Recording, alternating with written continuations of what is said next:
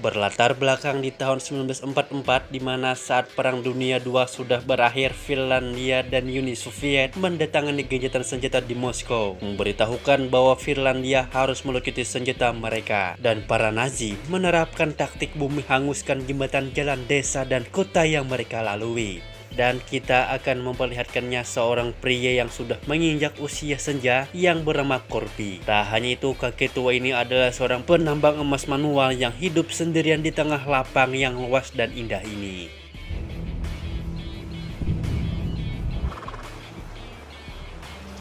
Dan memilih untuk meninggalkan kota demi mencari kedamaian akibat perang yang berkecamuk sekarang. Akibat peperangan yang terjadi di negaranya tersebut membuat kakek tua ini kehilangan keluarga dan rumahnya sehingga menjadi tempat aman seperti sekarang. Tak hanya itu, kakek tua ini menembang emas untuk menyambung hidupnya untuk menikmati masa tuanya. Hari demi minggu pun menggali lubang tersebut hingga akhirnya Pak tua ini mendapatkan bongkahan emas yang sangat banyak hingga membuat dirinya tak bisa berbuat apapun kecuali tak percaya akan hal ini.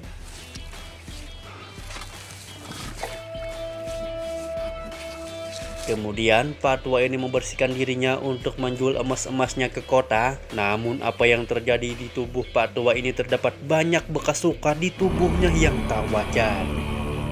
Dan ada bagusnya kalian subscribe dulu ke channel kami agar kalian mendapatkan notifikasi baru dari kami. Dan jika subscribe, mari kita gaskan. Dan dianalisis, Pak tua ini bukanlah kakek sembarangan pada umumnya yang entah siapa ia sebenarnya. Hanya penjual ciloklah yang tahu siapa dia sebenarnya. Setelah itu ia pergi untuk menukar emas-emasnya ke kota dengan jarak bermil-mil jauhnya. Setelah persiapan selesai, Pak tua ini berangkat untuk mengantarkan emas-emas ini ke tempat yang ia tuju.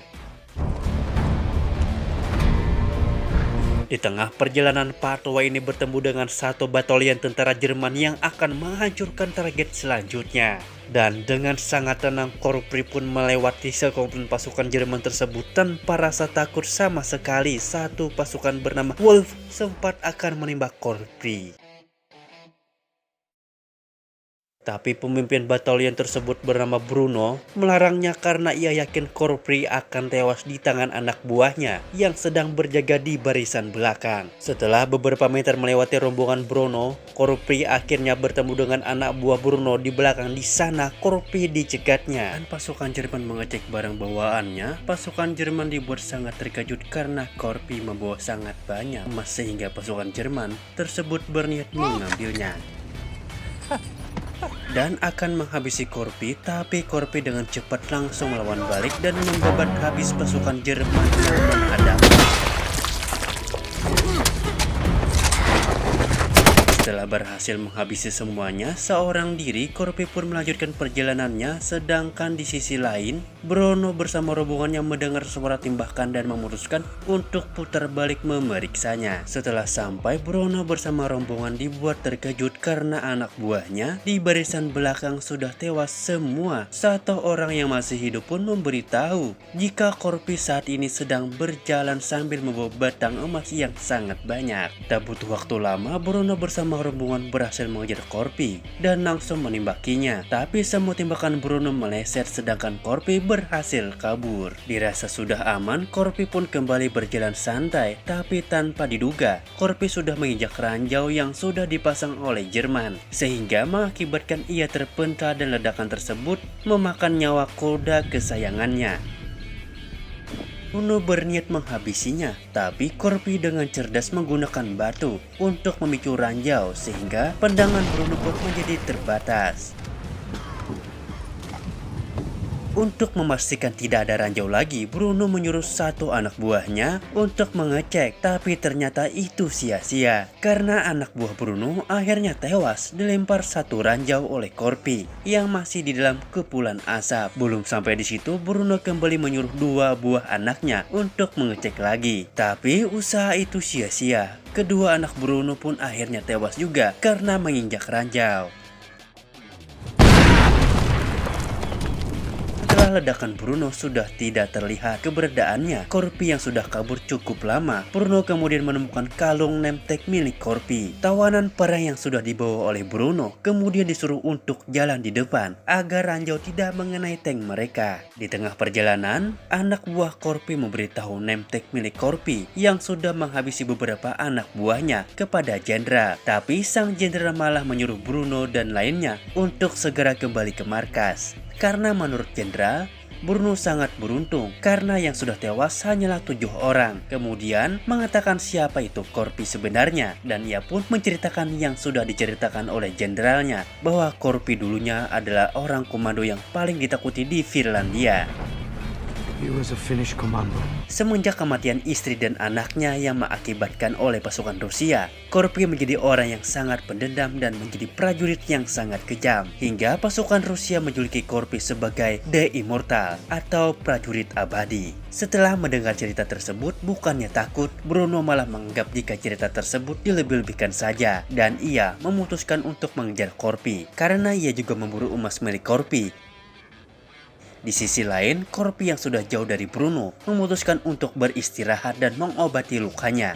Tapi tanpa ia sadari, Corpi pun ketiduran dan rombongan Bruno sudah semakin mendekat. Corpi dengan sangat berhati-hati berusaha bersembunyi, sedangkan pasukan Jerman juga membawa anjing pelacak karena takut anjing pelacak menyadari keberadaannya. Corpi pun langsung ke bawah truk untuk melemuri bensin ke badannya agar tidak dilacak oleh anjing pelacak itu. Dan anjing pelacak tidak bisa mencium baunya lagi. Corpi pun dengan cepat langsung kabur dari sana. Sayangnya ia ketahuan, sehingga Corpi pun mau tak mau harus menyelam di danau.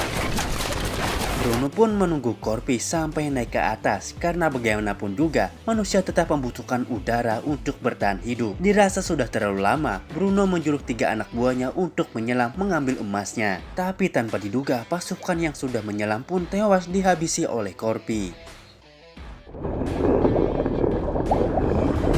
Hingga anak buah Bruno pun menembaki Pak Tua dari jauh. Tapi lagi-lagi Pak Tua berhasil selamat. Hari mulai gelap, Corpi pun masih terus berjalan hingga akhirnya ia dikejutkan dengan sebuah kota yang sudah hangus terbakar, diakibatkan oleh pasukan Jerman.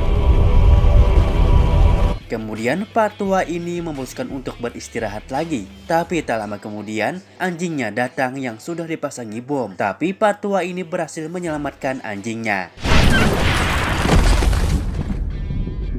Sedangkan ia sendiri tak sadarkan diri karena terkena ledakan.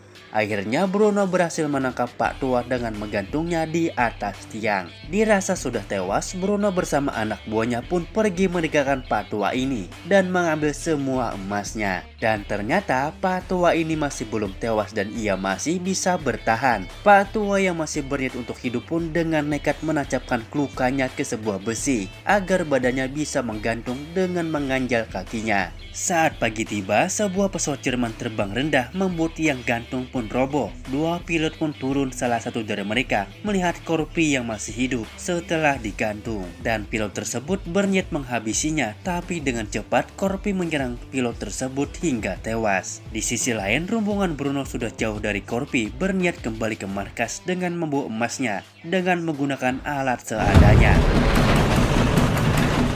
Kembali ke Pak Tua, di mana ia menjahit lukanya menggunakan kawat besi. Pilot pesawat yang melihatnya tadi dibuat terkejut dengan aksinya tersebut. Singkat cerita, batalion Jerman dikejutkan dengan satu bangkai pesawat Jerman. Saat anak buah Bruno mengeceknya, ia dikejutkan dengan keadaan pilotnya yang sudah terikat dengan tali yang ia gunakan sebelumnya untuk menggantung Pak Tua tadi. Melihat hal tersebut, barulah Bruno bersama anak buahnya ketakutan dan bergegas pergi dari sana. Tawanan perang wanita ini mengatakan kepada para penjaga di sana jika orang yang dihadapi mereka saat ini adalah Atami Corpi yang akan mengejar mereka karena sudah mengambil semua emasnya. Corpi sendiri tak akan bisa mati kecuali dengan keinginannya sendiri. Mendengar cerita tersebut, kedua penjaga tersebut cukup ketakutan. Tak lama kemudian, penjaga tersebut pun berhasil dihabisi oleh Corpi yang tiba-tiba ada di sana. Ia mengajak para tawanan di sana untuk melawan bersama dengan bantuan para wanita di sana.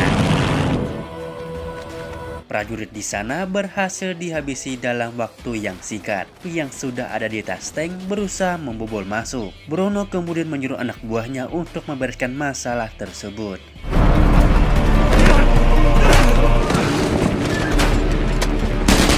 Akhirnya anak buahnya pun bertarung bersama Corpi yang merupakan mantan komando yang paling ditakuti. Ternyata anak buah Bruno tersebut akan dihabisi oleh Corpi. Kemudian dua orang prajurit Jerman ketinggalan melihat Corpi, tapi bukannya melawan, dua prajurit tersebut memutuskan untuk kabur karena ketakutan akan sosok Corpi yang begitu sangat mengenaskan. Dengan menggunakan motor tersebut, Corpi pun mengajar rombongan Bruno, sedangkan anak buahnya sendiri akan diurus oleh para wanita dan lain-lain.